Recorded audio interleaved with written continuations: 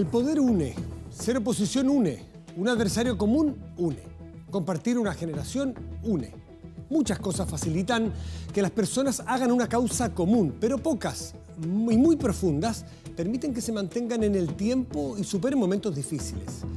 El Frente Amplio vive por estos días el desafío de poner a prueba qué tan sólidos son los principios que les unen y qué tanto en verdad comparten y cuánta tolerancia tienen para aceptar matices y también brochazos en el pensamiento de sus líderes.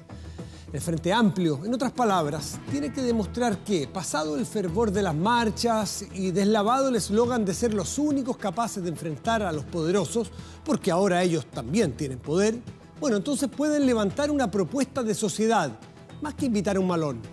El Frente Amplio lo ha hecho todo rápido, ha conseguido votos, mística, pero al momento de las dificultades hay que mostrar una musculatura que se gana a costa de paciencia y no pocos dolores.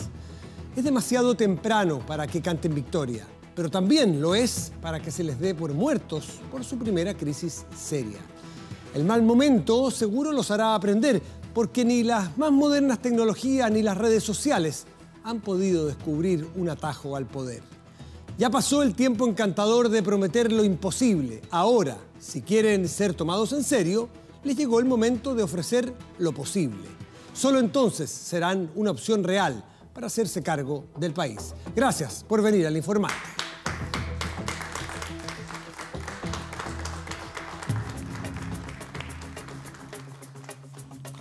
Nació en Santiago el 2 de marzo de 1938, exalumno del Instituto Nacional y de la Facultad de Derecho de la Universidad de Chile, doctor en Economía de la Universidad de Duke. Su madre, Emma Escobar, vivió 108 años. Junto a Luisa Durán cumplieron 47 años de matrimonio. Partió al exilio en 1973 y regresó a Chile en 1978. El 7 de septiembre de 1986 fue detenido en su hogar tras el atentado a Pinochet en el Cajón del Maipo. Fue liberado 21 días después. 30 años se cumplieron de su recordado dedo índice en el programa De Cara al País, ministro de Educación en el gobierno de Elwin y de Obras Públicas en el de Frey. El 16 de enero del 2000, en segunda vuelta, se selló su triunfo presidencial frente a Joaquín Lavín. En 2007 fue designado enviado especial para el cambio climático para las Naciones Unidas, miembro del grupo The Elders, fundado por Nelson Mandela. Hoy en El Informante, el expresidente de la República, Ricardo Lagos Escobar.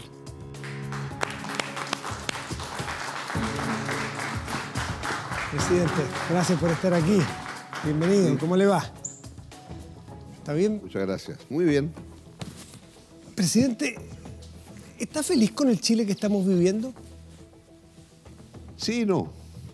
Sí, porque es un país que sigue avanzando, con dificultades, pero avanzando.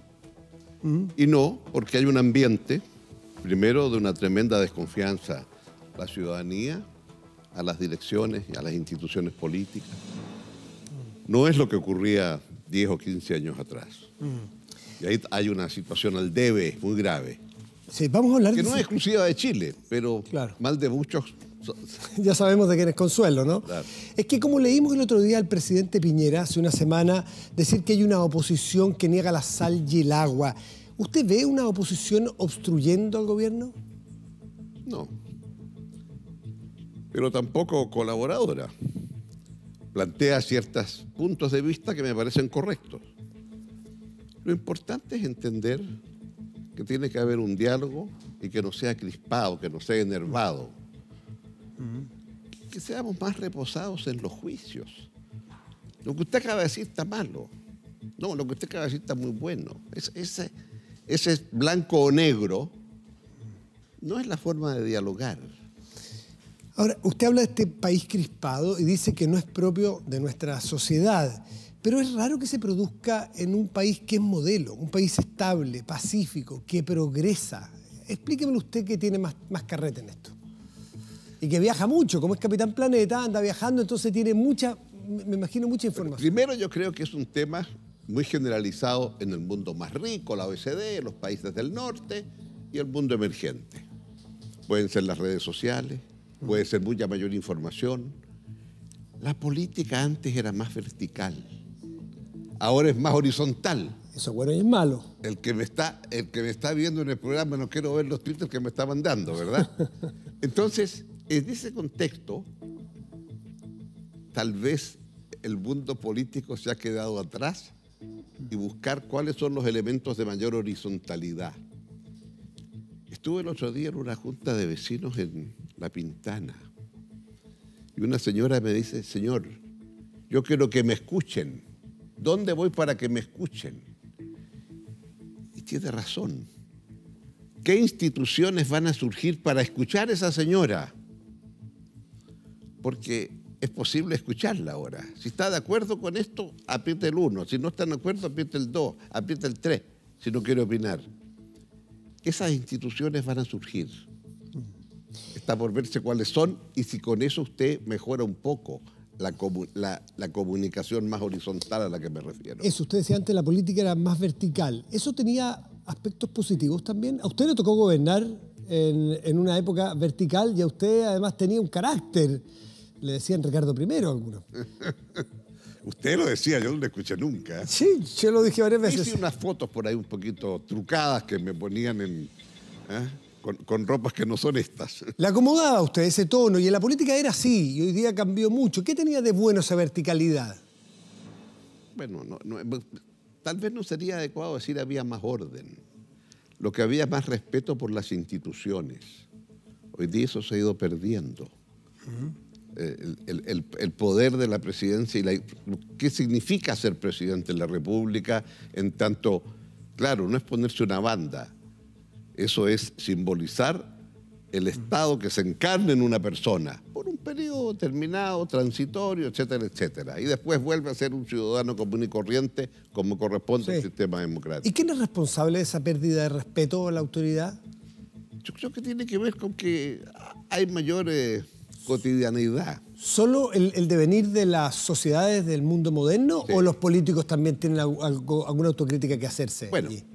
La autocrítica tiene que ser, tal vez a mi juicio, el que se sigue actuando como si estuviéramos antes y no se establecen mecanismos para aprender a escuchar.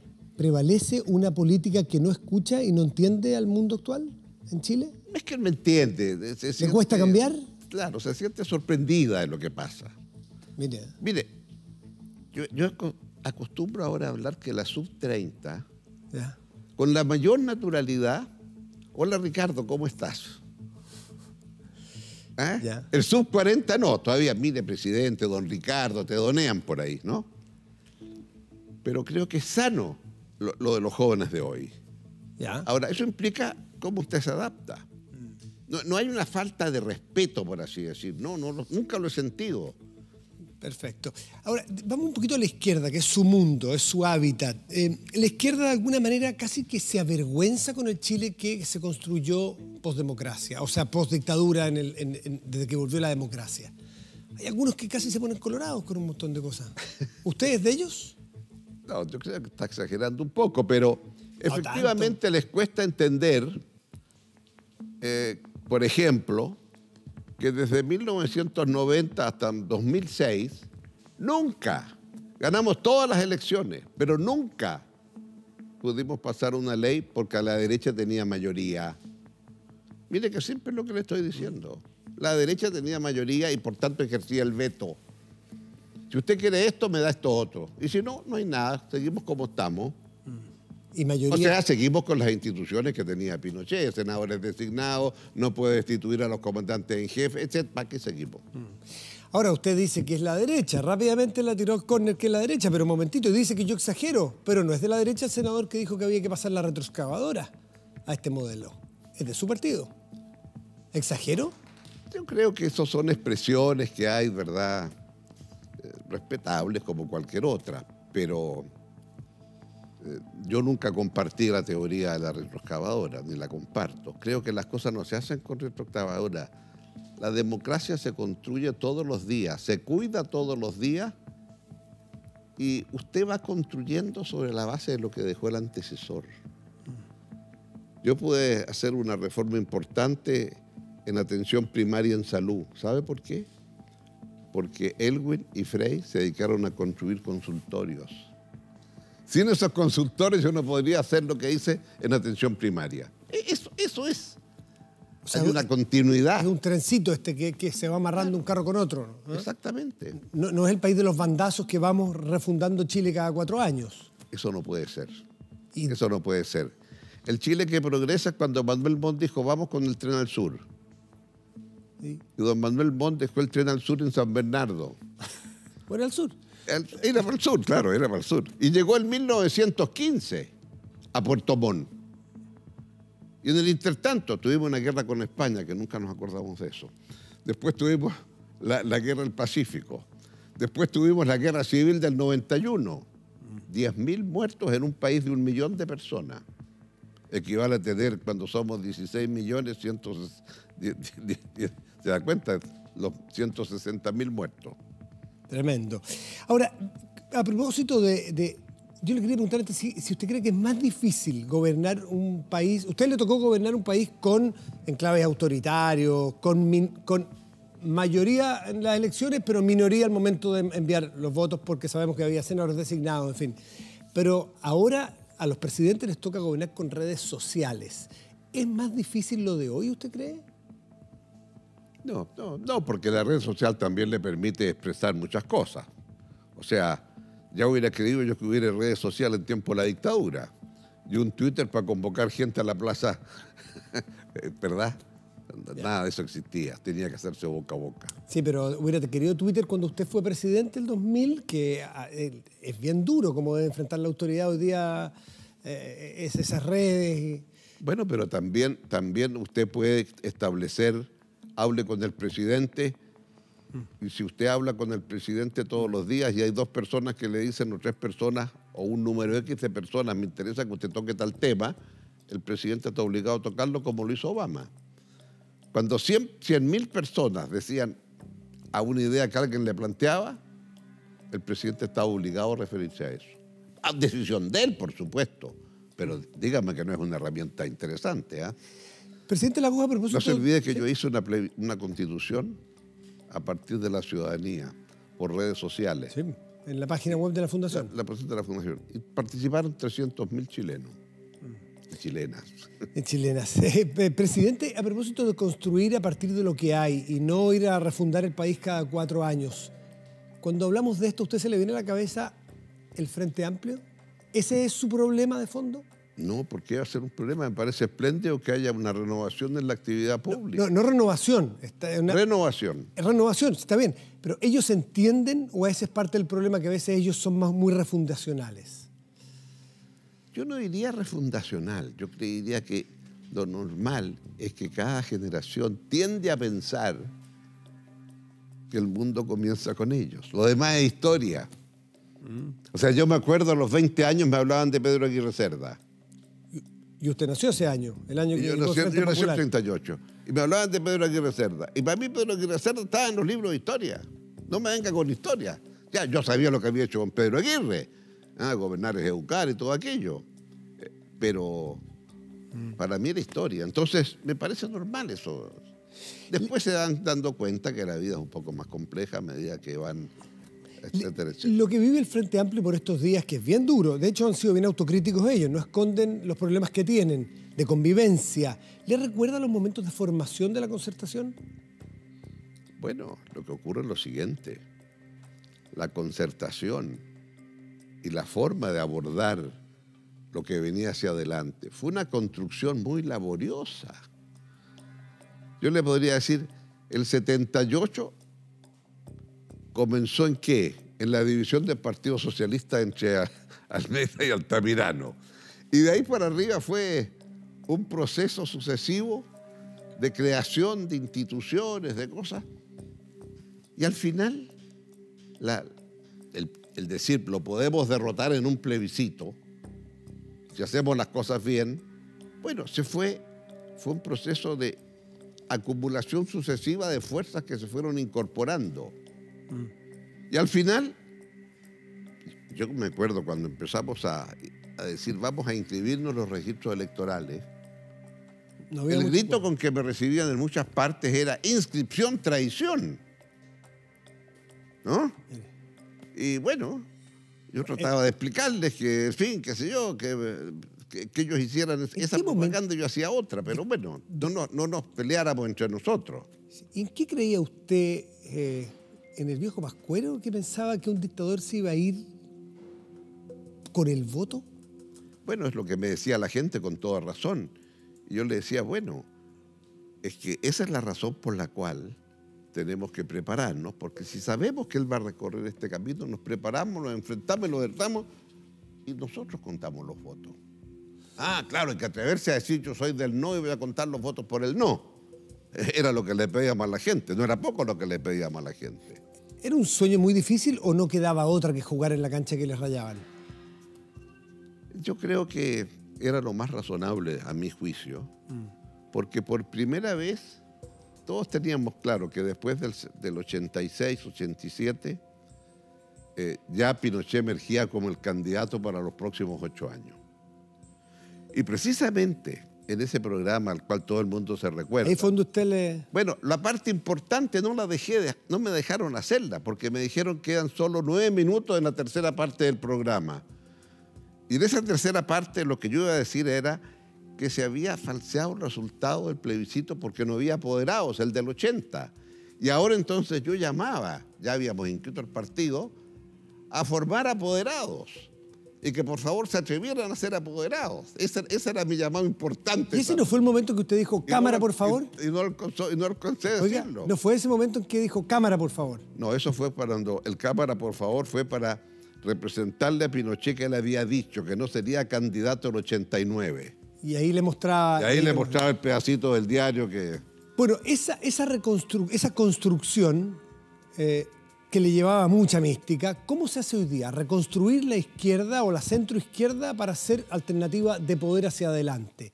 ¿Cómo se puede hacer? Partiendo desde los Frente Amplistas hasta su partido socialista, incluso los demócratas cristianos. ¿Quién es uno para dar consejos? Bueno, si no, ¿usted quién? Dígase usted, esto nos tomó nada menos que 10 años.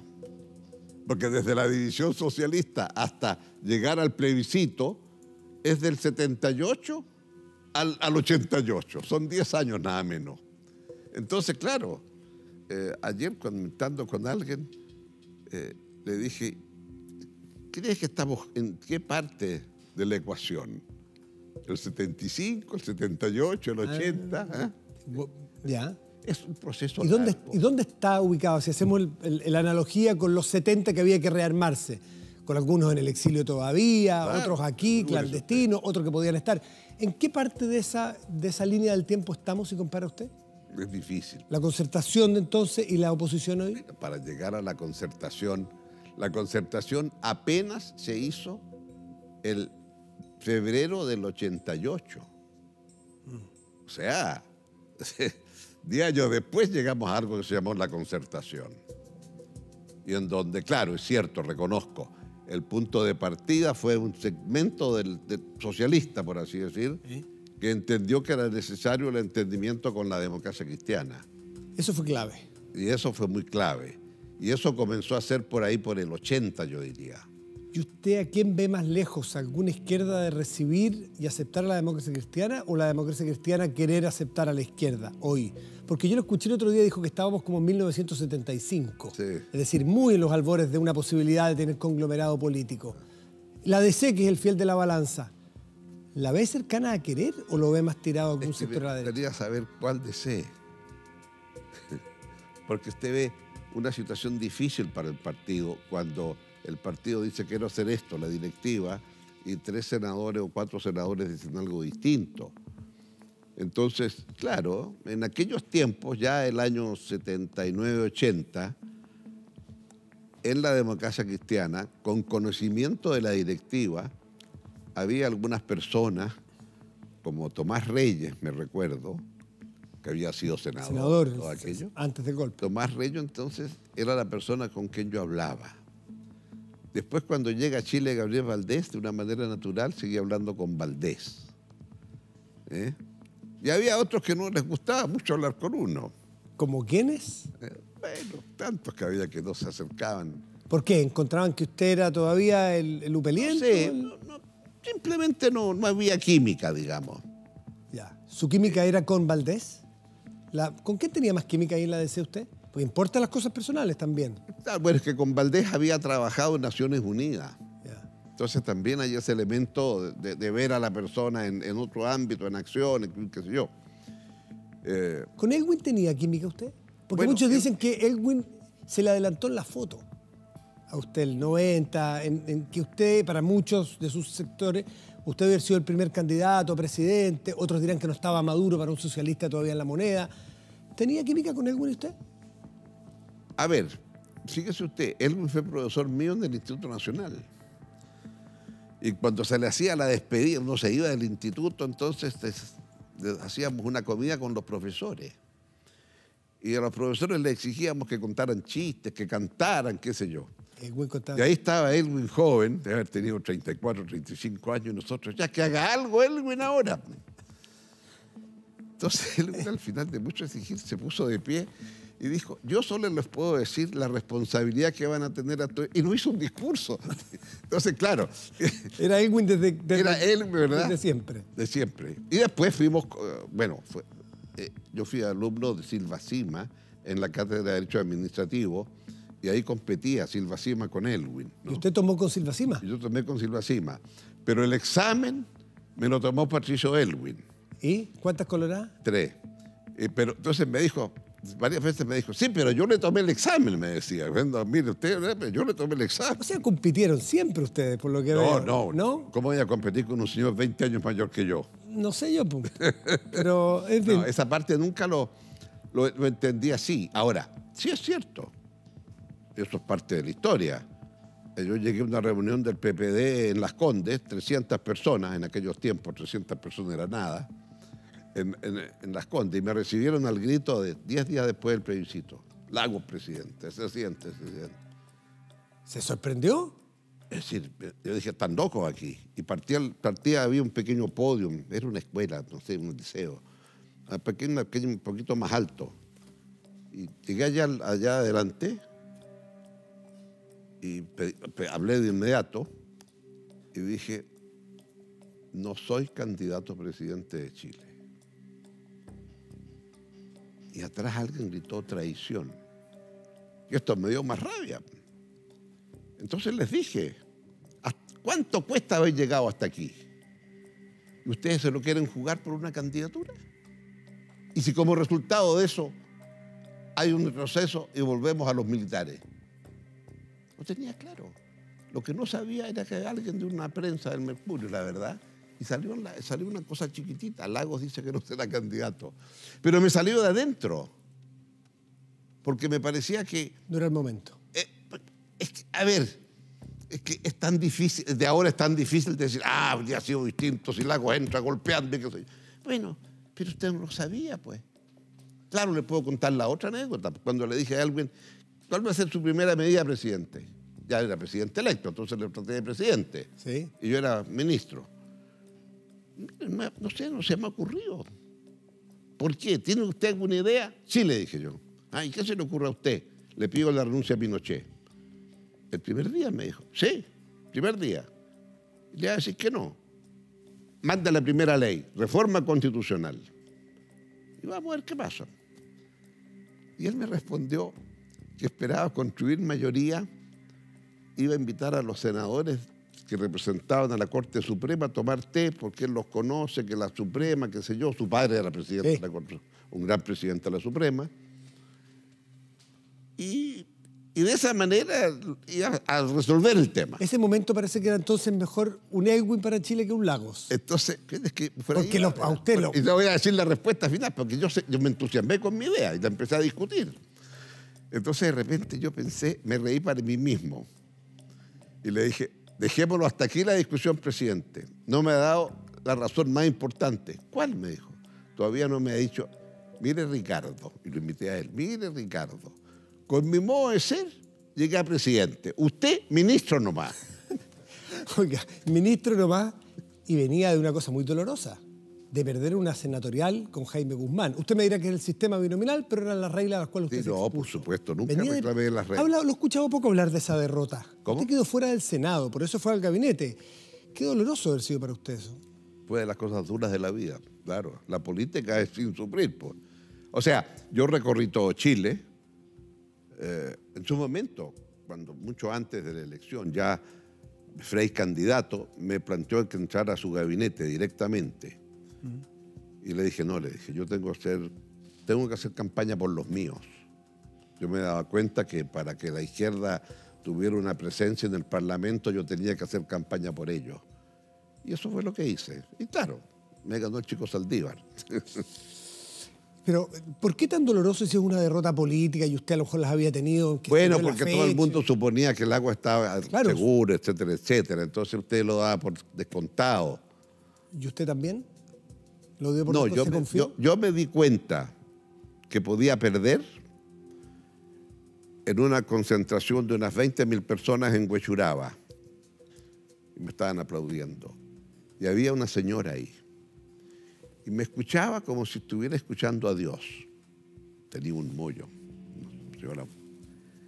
Y cuando uno habla, se fijan en las personas, en los que están ahí, los rostros, le ven los rostros, las caras, los ojos. Si empiezan a cazar la mosca porque está pasando, está malo, no lo está captando, ¿verdad? Entonces yo fui hablando y ese rostro me seguía y hablaba. Y cuando termino de hablar, me doy cuenta que ella trata de acercarse al escenario. El escenario tenía como 2 metros de alto. Y me doy cuenta que ella no va a llegar nunca. Y yo pego un salto, bajo, y me empiezo a abrir camino y nos damos un gran abrazo. Entonces la señora se impresionó con eso y como que se emocionó. Y entonces en medio del abrazo me dice, fui tan allendista, señor. Claro, que bien, le digo yo, le doy un nuevo abrazo. Usted me convenció, voy a votar por usted. La miro yo, pero ¿cómo le digo?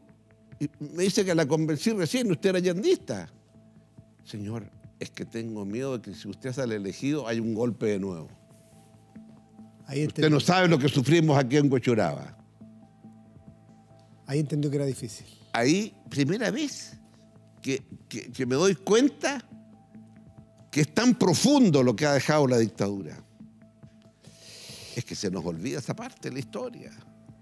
Bueno, pero ¿Ha usted escuchado alguna vez que en la dictadura al anterior comandante en jefe y su señora lo asesinaron? Que en la dictadura intentaron asesinar a Bernardo Leyton y su señora, el ex vicepresidente de la República. Que en dictadura asesinaron al ex canciller de Allende. Y aparentemente, mire qué tremendo es lo que le voy a decir, aparentemente el presidente Eduardo Frei Montalva habría sido asesinado también en dictadura. Ese es el drama. Entonces a ratos, claro, uno piensa esto es parte de la historia. Pero cuando usted las cosas las coloca en este sentido, ¿y para qué hablar de las otras cosas? Presidente, estamos a 45 años de ese 11 de septiembre que usted narra. Usted invitó a la gente en su fundación a hacer videos para recordar el 5 de octubre, ¿no es cierto? Yo quisiera que me recordara en lo personal este testimonio del 11 de septiembre y del 5 de octubre. El 11 de septiembre es la constatación de un sueño que terminó. Una semana antes, el 4 de septiembre, tercer aniversario del triunfo de Allende, desfilamos por la Moneda. Fui con Luisa y nos dimos 2 vueltas, porque cuando íbamos saliendo, venía entrando a la Universidad de Chile a desfilar delante de Allende. Entonces nos llamaron muchos compañeros de la universidad y me incorporé con ellos. Y después hablamos con Luisa en la noche y ambos coincidimos que Allende se estaba despidiendo. En su mirada, usted pasaba, él estaba en la Puerta de la Moneda en un lugar un poquito más alto, digamos. Y claro, cuando usted mira ojo a ojo y hace contacto, entonces usted vio las 2 veces que pasamos, vi a Allende y claro, cuando ve lo que pasa el día 11, cuando de la oficina que había en Infante 51, está todavía el edificio donde funcionaba Flaxo, y ahí vi el bombardeo, los aviones que bajan y después la humareda. ¿Qué decías? Nunca pensé que yo iba a ver eso en Chile. Y a partir de eso, entonces, el resto, ¿verdad? Me impactó la brutalidad. Se lo pregunté a Carlos Prats en Buenos Aires. Explíqueme por qué este ensañamiento. Me dijo, es un tema militar. El ejército siempre es un ejército de ocupación, porque es el ejército de tierra, tiene que ocupar. Y si usted un territorio quiere ocuparlo en 30 días, 100 muertos. Pero lo quiere hacer en 15 días, 1000 muertos. Presidente, usted habló con Carlos Prats en Buenos Aires. Sí, claro. ¿Y qué le decía? Porque el 23 de agosto, menos de un mes antes del golpe, Carlos Prats le recomendó al presidente Allende poner a Augusto Pinochet en la comandancia en jefe porque era el hombre de confianza. ¿Hablaron de Pinochet con Carlos Prats? Sí. Bueno, usted lo ha dicho. Usted lo acaba de decir. Porque efectivamente, y algunos dicen que Allende habría dicho en La Moneda, ¿qué será de Augusto? Cuando vio que se había producido el levantamiento y no se sabía quién estaba en el ejército. Sí. Presidente, el día que se fue al exilio, ¿cómo lo recuerda? ¿El qué? El día que se fue al exilio. Bueno, primero formalmente a mí no me exiliaron. Sí reconozco que una persona que me merece confianza me dijo, van a llegar a ti, este es un tema inexorable. Cada vez que me ha llegado tu currículum me he preocupado de mejorarlo, porque dicen que sacaste un máster y me cuentan que tienes un doctorado en Estados Unidos. ¿Quién es? Y esto me lo dijo en un chiste, en anécdota. ¿Quién es esa persona? ¿Se puede saber? No, prefiero que no. Y bueno... ¿Una persona que tenía información del régimen? Más que información. Era parte de las instituciones. ¿Alguien de adentro del régimen? ¿Alguien dentro del régimen de Pinochet se le acercó a usted para decirle que sea inexorablemente? O sea, los círculos se van acercando y por lo cuanto van a llegar a ti. Tú eres liquidador del Banco Edward, eras el embajador designado para ir a la Unión Soviética. Claro, eras alguien de la Unidad Popular. No era un primer plano, ni mucho menos. Y bueno, en vista de lo cual, dado que Flaxo estaba buscando tener sedes en otras partes, bueno, me trasladé, en fin, y salí. Y por la misma razón, después de 5 años, el 78, con Naciones Unidas, volví a... Regresa a Chile. Tenemos una foto, a ver si el director nos pone una foto que va a ser histórica. Muchos no la recordarán, porque recordarán la foto del Deo, cámara por favor, arriba con la banda, pero este es un Lagos que es más íntimo. Quiero que me cuente la historia de esta foto cuando el director la ponga ahí, en pantalla. ¿Con quién está? Yo sé con quién está, pero cuéntenos. Bueno, ahí estoy con Clodomiro Almeida y estamos en Chile Chico, donde estaba relegado Clodomiro. Año 87, ¿no? Claro. Entonces yo voy allá a decirle que hay que inscribirse en los registros electorales. ¿Y don Cloro qué decía? Ricardo, es muy temprano todavía.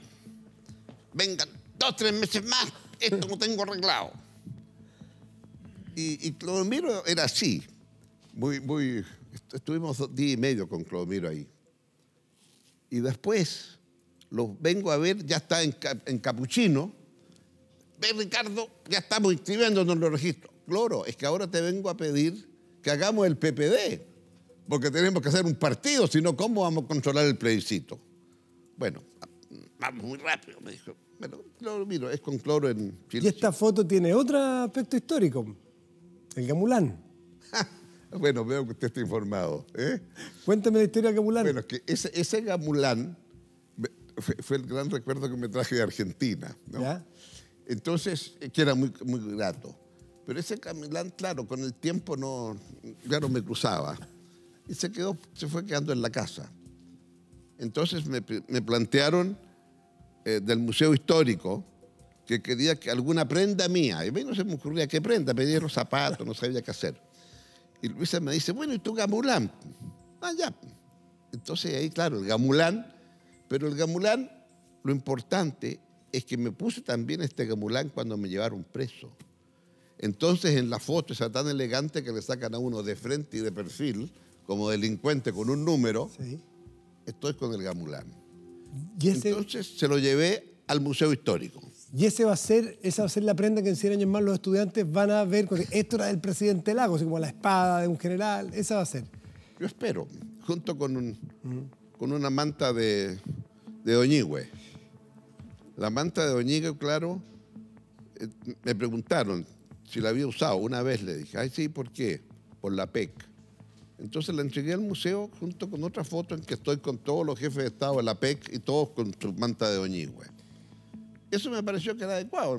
El gamulán que ya no cruza. Y después estuvo... Oiga, de esos 21 días presos tampoco lo he escuchado hablar mucho. ¿Tiene algún particular recuerdo, alguna sensación de esos 21 días que estuvo preso después del atentado Augusto Pinochet? A ver, claro, las cosas que... Bueno, mi madre, que me sorprendió porque llegó allá, no la dejaron entrar, entonces ella sabía cómo hacerlo y entró por la parte de atrás de investigaciones. Y ahí se sentó al lado de una reja, eso no sé si existirá todavía. Como de película, calabozo. Sí. Calabozo, la reja. Y se sentó. Entonces, cuando me llamaron a mí para que la fuera a ver, me dijo, llevo acá más de 2 horas. Y me dijeron, la vamos a sacar. Y yo le dije, atrévase, sáqueme de aquí. Mi madre tenía en ese momento 90 años. Esto fue el 86, mi madre nació el 96, tenía 90 años. La señora era... Y cuando me abracé con ella, yo esperaba que me iba a decir, mijito, ¿cómo está? ¿Qué sé yo? Entonces me dice, no te vayas a quebrar, el mundo está detrás tuyo. La señora se las traía 90 años. Presidente, vamos a hacer una pequeña pausa, nos quedan muchos temas, vamos a hablar de actualidad, vamos a hablar de Latinoamérica, que no vive los momentos más fáciles. Vamos a hablar de una actualidad que algunos le enrostran, que es el CAE, el Crédito Canaval del Estado. Nos queda mucha conversación aquí en El Informante. Nos espera un momento, a ustedes, espérenos, ya volvemos con el presidente Ricardo Lagos.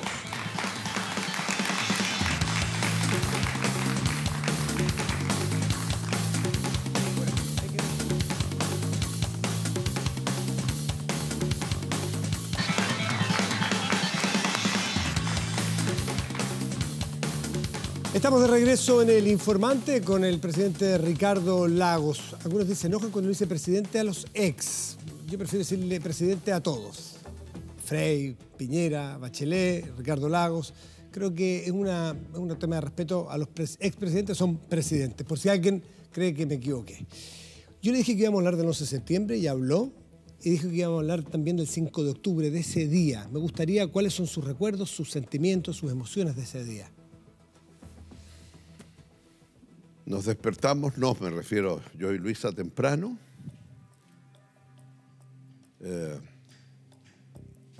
Desayunamos muy poco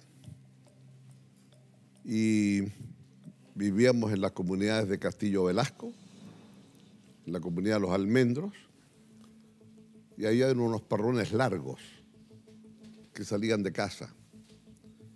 Y cuando salgo de mi casa, alrededor de las 8 de la mañana, 8:15 de haber sido, donde terminaba el parrón, había una cantidad de fotógrafas infinitas de todo el mundo. Entonces voy caminando y de repente miro para atrás, a donde estaba mi casa, y pensé, ¿volveré esta noche a mi casa? ¿Y por qué no? ¿A dónde habría de volver? Bueno, ya yo sabía que probablemente iba a alojar por razones de facilidad en el hotel, pero lo que estaba pensando, si las cosas iban a dar bien o se iba a desconocer. Usted daba por hecho que ganaban, pero no sabía si reconocían. Claro, porque habían elementos, informaciones, etcétera, que había chiquillos malos que habían robado un número importante de buses Mercedes-Benz, idénticos a los buses Mercedes-Benz que usaban las Fuerzas Especiales de Carabineros.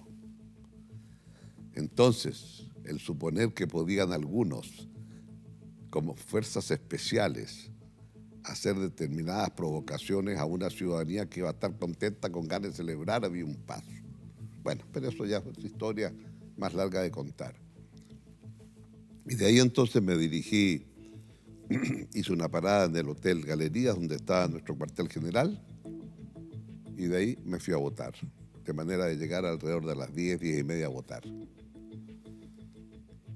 Y llegué, era un edificio grande, el del liceo, en donde la gente votaba abajo, en un gran patio, y arriba, en un segundo piso. Había una cola, me puse en la cola,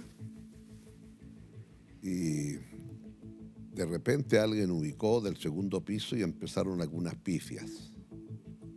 Yo me hice como que no escuchaba las pifias continuaron, entonces la gente que estaba cerca mío ahí empezó a mirar ahí, ¿eh?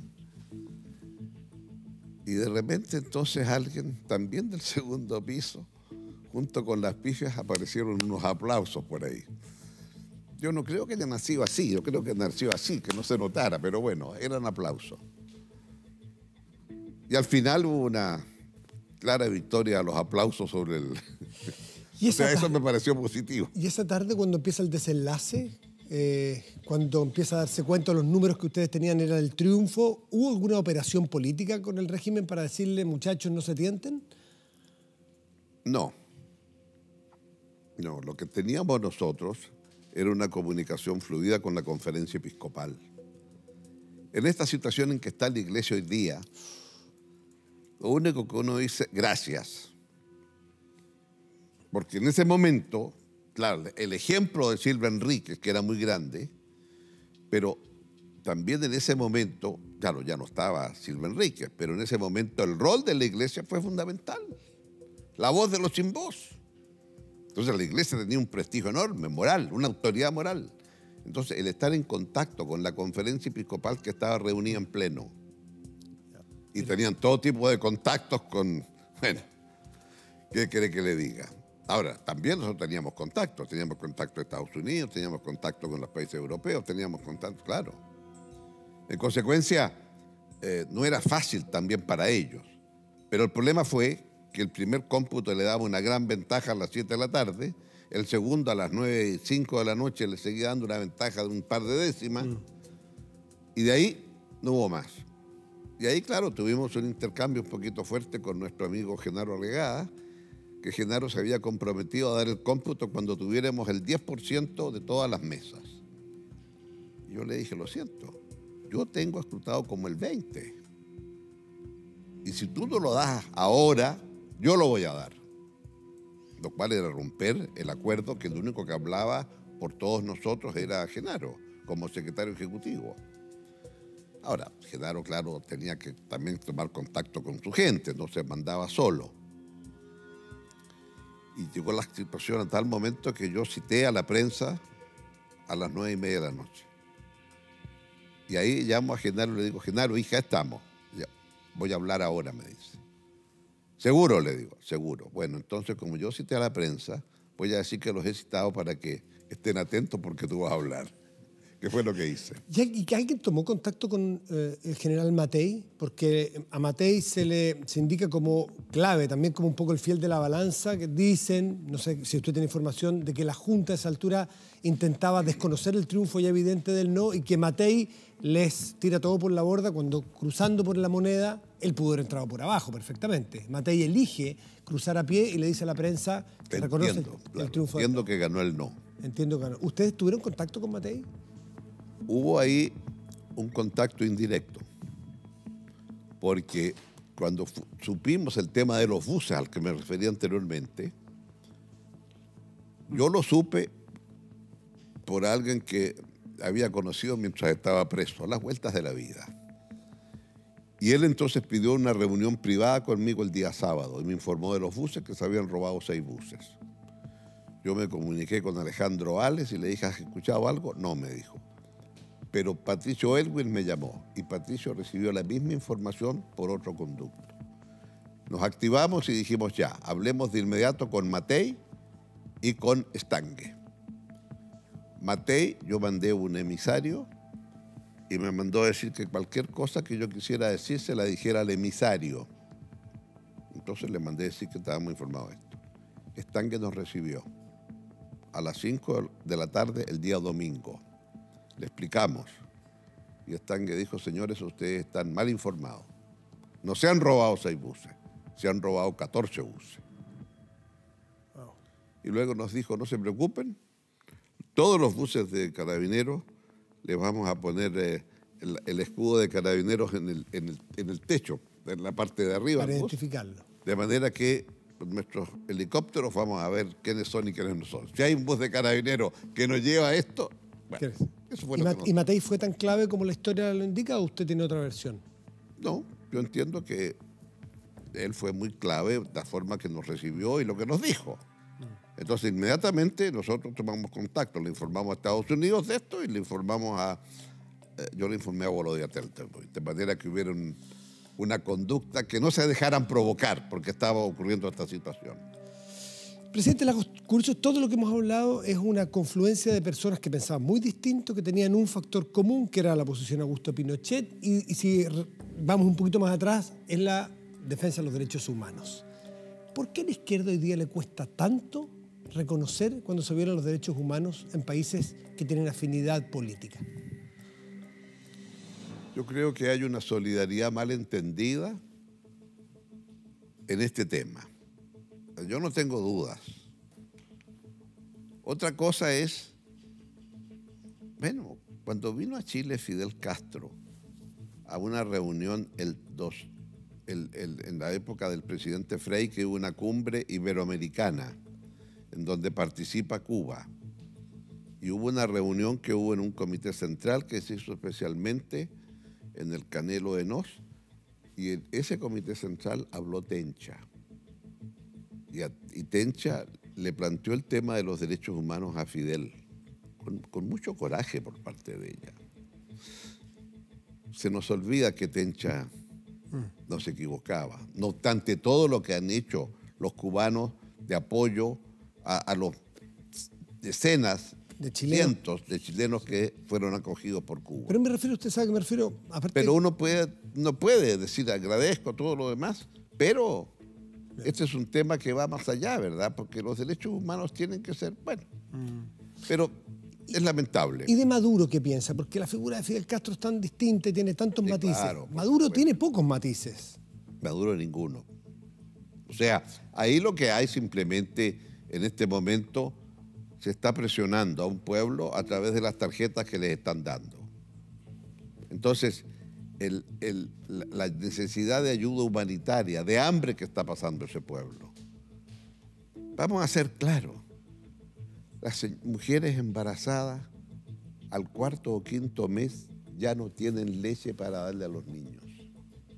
Y las leches que se le pueden dar para reemplazar la leche de la madre son leches con vitamina que no hay. ¿Qué ha hecho el régimen de Maduro? Suprimió las estadísticas de mortalidad infantil. ¿Y en Nicaragua, presidente? ¿Hay democracia ahí? Eso... También la confusión por el sandinismo, que votó a Somoza, lo romántico. ¿Usted cómo juega en esa duplicidad? Yo creo que hay una situación muy negativa en Nicaragua. Porque fíjese usted, el ejército no interviene. Hay grupos paramilitares que obedecen al gobierno y son estos paramilitares los que fueron a Masaya, ametrallaron y hay más de 400 personas que han fallecido. Entonces, interesante el fenómeno. El ejército está al margen de esto, pero son estos paramilitares los que están haciéndolo, esta operación. Y hay una situación muy difícil entonces, porque estos muchachos, los que están ahí en presencia, en rebeldía, van a tenerlo muy difícil. Y también va a ser interesante ver qué papel toma la presidenta Bachelet, expresidenta, que es como alta comisionada de Derechos Humanos de la ONU. Va a tener que enfrentarse a estos temas que, siendo presidenta aquí, no los mencionó con la claridad que usted acaba de señalar. Bueno, yo creo que la presidenta tiene una gran responsabilidad en lo que ha asumido. No me cabe duda que lo va a hacer como siempre lo ha hecho, con mucho talento.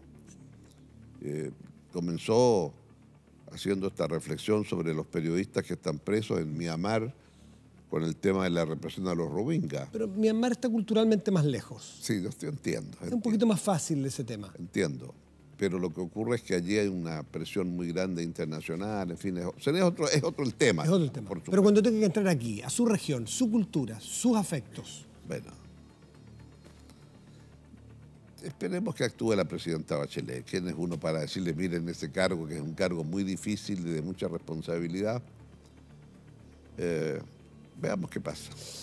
Brasil. ¿Bolsonaro le parece tan peligroso como a tantas personas le parece la opción de que llegue? Encabeza las encuestas hoy día Jair Bolsonaro. Un candidato muy fuera de lo común, muy extravagante, muy fanático en muchas cosas. Y que ahora, con la salida de Lula, que aparentemente ya es un hecho, ¿usted lo ve con ese peligro? Bueno, creo que lo que ocurrió ayer es muy lamentable, ¿no? Antes de ayer, o sea, Sí. a fines de... Lo que le pasó el día jueves, Sí. ¿verdad? Es lamentable. Afortunadamente se supo que era la actividad, parece, de alguien que dijo que había hecho por inspiración divina. Vaya usted a saber, ¿no? Pero creo que la elección es una elección muy inusual. O sea, que aquel que encabezaba las encuestas ya no puede ser el candidato, entonces que se le reemplace por quien es su candidato a vicepresidente. Bueno, habrá que esperar el desarrollo a estas alturas. Es muy poco lo que ha sido demasiado complejo. Ya, pero el que iba a ser candidato, usted se refiere a Lula. Y Lula no está en la cárcel porque sí, hay fallos de la justicia brasileña. Por la ironía del corrupción. destino es que la disposición de que alguien que tiene una doble condena no puede ser candidato es precisamente del presidente Ficha Lula limpia. mientras era presidente. Exactamente. Le están aplicando su ley. Oiga, un segundo con Bolsonaro. ¿Usted le parece un peligro para la región, Bolsonaro? Realmente las cosas que dice son un peligro no para la región, para cualquiera, ¿verdad? ¿Y lo de Lula fue un tropezón de la izquierda o del socialismo y de usted mismo de apoyar en su momento, algunos dijeron, una intromisión en uno de los poderes del Estado de Brasil cuando está condenado, querer presionarlos para que lo dejen ser candidato? Yo quiero ser muy directo en eso. El sistema brasileño es un sistema muy complejo, y particularmente el Parlamento. La inmensa mayoría de los parlamentarios, no la inmensa, pero una gran cantidad, terminan en un partido distinto del cual fue elegido. Sí. Y eso tiene todo tipo de transacciones de todo tipo de naturaleza. Y creo que efectivamente lo que ocurrió es este sistema llevado al extremo y él terminó arrastrando a todo el mundo. Ahora, que a mí se me diga que hay enriquecimiento personal para Lula, conociéndolo, no lo creo. No. Él tiene otros valores, otra forma de pensar. Eso no es así. Ahora, que es una situación en la cual todo el mundo sabía, ¿verdad?, las cosas que estaban ocurriendo, por supuesto. Ya, pero la intromisión, yo lo escuché a usted decir que las instituciones funcionen. Lula está por fallos judiciales, preso. Por lo tanto, eso digo que si a él me dicen que el único elemento de prueba es este famoso departamento, yo no consigo que por un departamento más... Pero hay un fallo, presidente, hay un fallo. Que las instituciones funcionen. Sí. Trump, es inevitable hablar de Trump.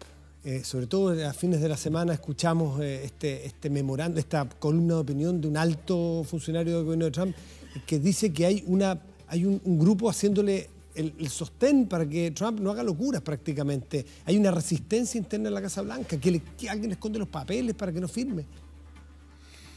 Bueno, claro, y el libro de Woodward también apunta en la misma dirección. Caos en la Casa Blanca es el titular de toda la prensa hoy día ya. Y efectivamente, esto que ha publicado el New York Times, si lo publica el New York Times, yo digo que la fuente debe ser muy real. No creo que se arriesgue a publicar y por lo tanto la indignación es clara. El drama es lo siguiente, que estamos viviendo un mundo en donde todas las instituciones que surgen de la Segunda Guerra Mundial en adelante están en cuestión. Y estamos viviendo en un mundo en donde los cambios que tienen que ver con lo que hablábamos de Internet, la red y qué sé yo, usted agrega que las instituciones creadas, multilaterales, están todas prácticamente bajo la destrucción, por así decir, de Trump. El libre comercio, al diablo el libre comercio. La OTAN, al diablo la OTAN. Naciones Unidas no sirve de nada. Entonces, claro, cuando esto ocurre, terminan siendo los países continentes lo único que emerge.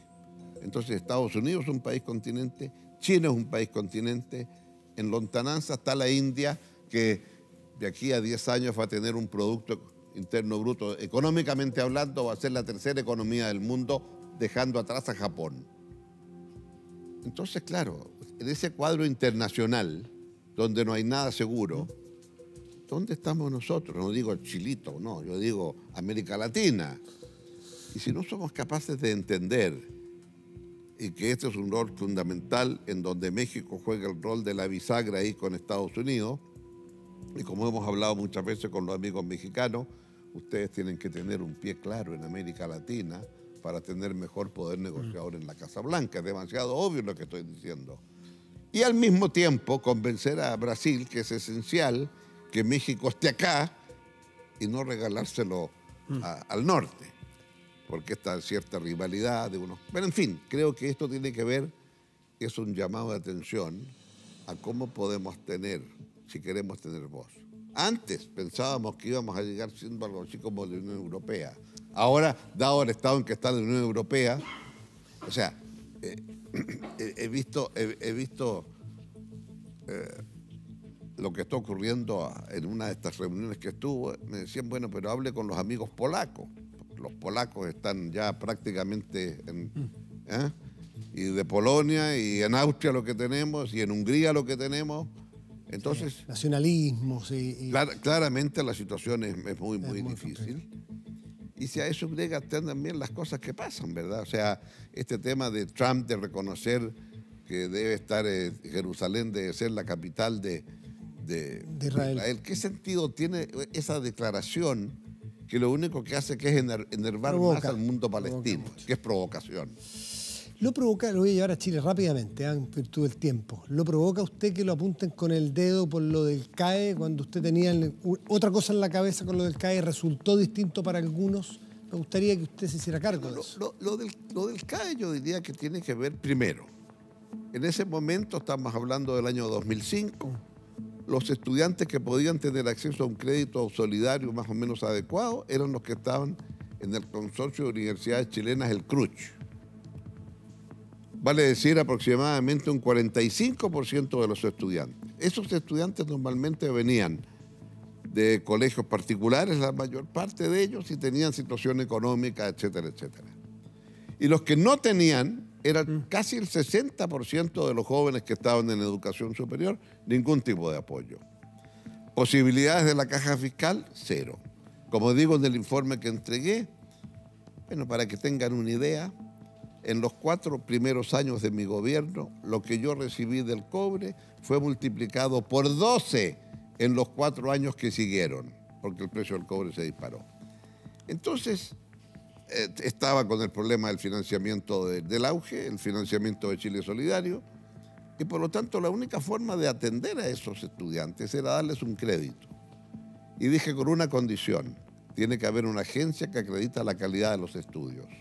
Y esa calidad de los estudios no solamente la calidad de lo que va a estudiar, sino que la empleabilidad de las carreras que van a seguir. Ahí falló. Y nunca pidieron empleabilidad. Nunca. Esa es la falla, a su juicio. Esto es una falla importante. La segunda falla, ¿cómo es posible que cuando hubo más recursos no se bajó la tasa de interés? Porque la tasa de interés no la fijaban los bancos. Había un procedimiento para establecer la tasa de interés, que era un procedimiento administrativo. Usted dicta un nuevo decreto, como se hizo después. Que era en torno al 8% el CAE original, bajó al 2% después. Claro, estaba en el 6 y bajó al 2. ¿Y usted reconoce ahí que le faltó quizás más atención a ese tema? Porque generó una deuda... Yo podría desde fuera decir, como expresidente lo están haciendo mal. Ahora, déjeme decirle, esas cosas, si usted lo dice, usted primero debe llamar al presidente. ¿Usted no llamó al presidente? No, es que un expresidente es un señor muy molestoso que anda por ahí por el mundo. Mejor que se quede afuera hablando por el mundo. Pero ¿qué le voy a decir? Una vez llamé a la presidenta Bachelet para decirle, presidenta, urge que usted deje lista la línea 7 porque en el primer gobierno. Si no deja hecho los hoyos, siempre el que llega después tiene ideas más brillantes que el anterior. Y dice, voy a pensarlo. Y ahí perdemos 2 años y no hacemos lo que hay que hacer. Último tema sobre el CAE. Nunca se pensó que el CAE, lo acompañé del anexo, se pensó que el CAE iba a servir más o menos a unos 80.000 estudiantes. Hoy en el CAE están 800.000, una cifra inconmensurable. Y tampoco hubo una atención a ese hecho.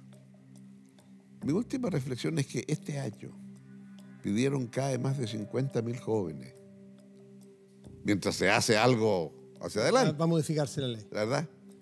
Pero eso le dice que no es tan mal, porque lo que se ha logrado es que la expansión de la matrícula ha sido enorme.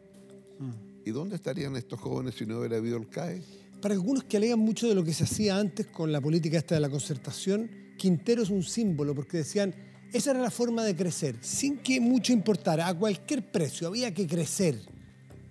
Y Quintero, mire usted lo que pasa, recuerdo la foto suya bañándose en Chañaral. Es decir, había una atención a ese tema, pero se nos pasó Quintero. 50 años lleva ese cordón industrial. A ver, la otra vez se publicó una foto en el diario que estoy con mi madre en Quintero, cuando veraneábamos en Quintero, y nos íbamos caminando por la playa hasta llegar a Ventana, y no había nada, salvo un humedal en que había un bosque muy bonito. Claro, ahora es el progreso. Sin embargo, le quiero decir que un elemento importante es la refinería de cobre de Ventana.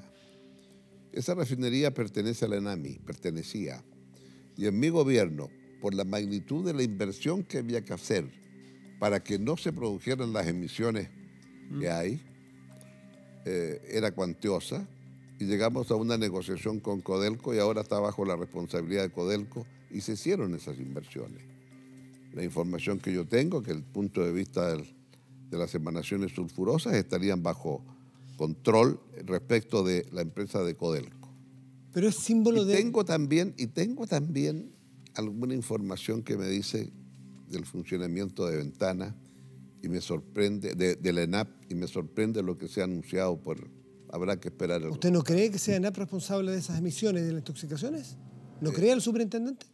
Bueno, me parece muy raro, francamente, porque son muchas las instancias de control que tiene ENAP.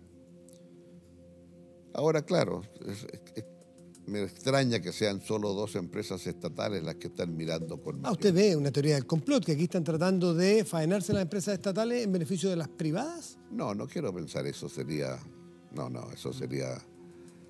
otro tipo de debate, francamente. Sí, pero yo vuelvo a la pregunta original, si es que no le parece que ese es el Quintero y toda esa zona es el símbolo del crecimiento a cualquier precio que algunos dicen que ocurrió con el regreso a la democracia, porque usted hoy día no llevaría a un nieto a bañarse a Quintero. A la playa de los enamorados, por supuesto que sí. No, pero lo que le quiero decir, es que las medidas que se adoptaron son compatibles. Ahora, que esto que está ocurriendo allí con habría que ver qué es lo que ha pasado. Pero, claro, yo le pedí a ENAP también que fuera esencial para el gasoducto y poder enfrentar el gas que nos llega de Argentina. Estoy contento que ahora va a volver a llegar el gas de Argentina, pero es fundamental lo que haya ocurrido.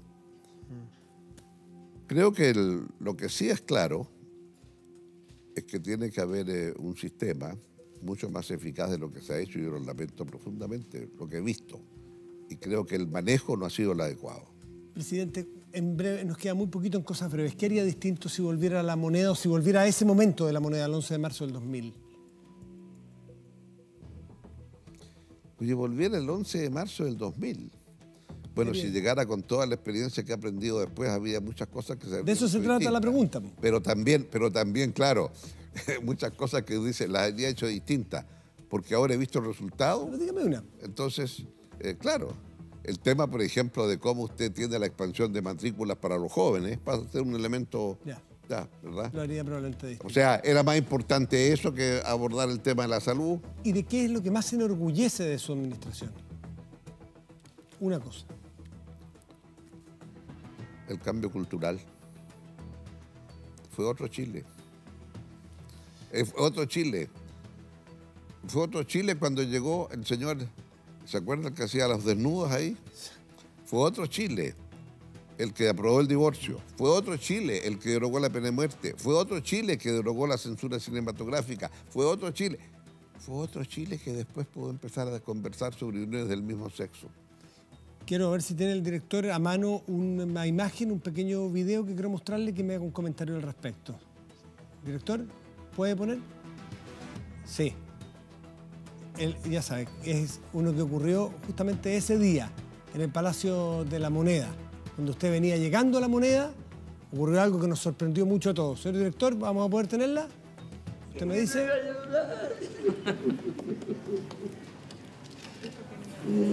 Por Dios, Ricardito, ¿para qué te metes en estas cosas?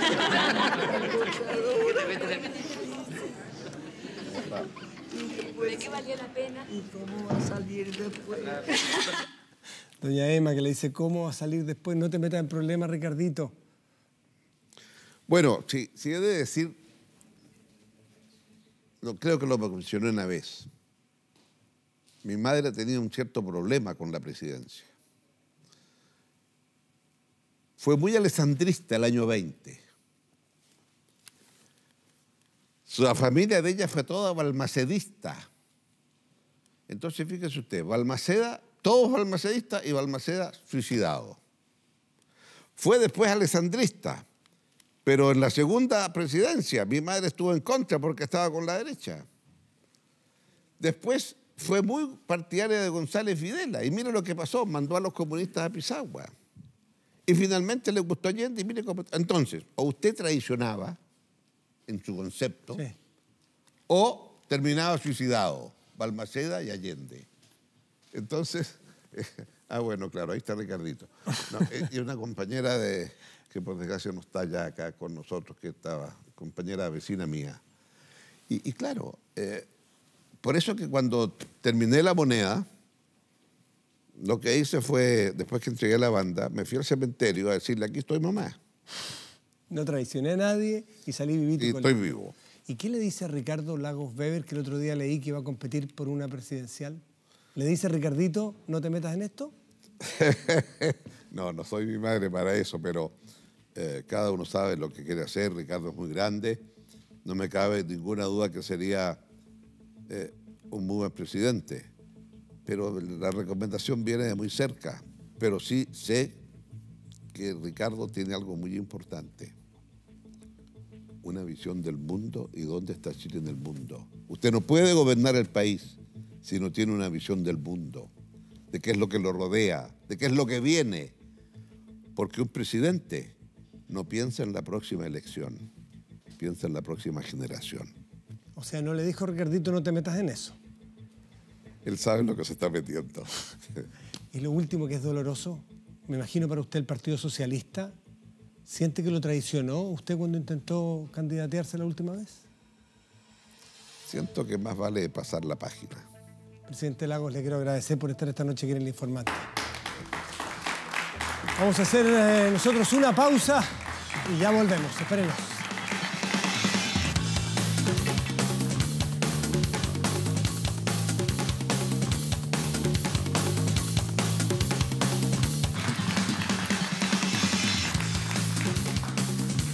Y estamos de vuelta aquí en El Informante para ir concluyendo esta entrevista, este espacio de más de una hora de conversación con el presidente Ricardo Lagos Escobar.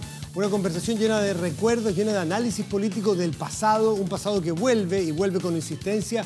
Y Ricardo Lagos es un protagonista ideal para tener matices y mirarlo. Es una entrevista sin duda que va a servir también para conocer otros aspectos de la historia, desde lo más íntimo, desde lo más personal, desde cómo se vive el poder cuando hay presiones, cuando el ser humano tiene que lidiar también con otros seres humanos, los aspectos familiares. El presidente Ricardo Lagos ha estado esta noche en El Informante Y nosotros queremos agradecérselo y a ustedes también por la atención que nos han brindado. Nos reencontramos el próximo domingo. Muy buenas noches y gracias por venir. Chao.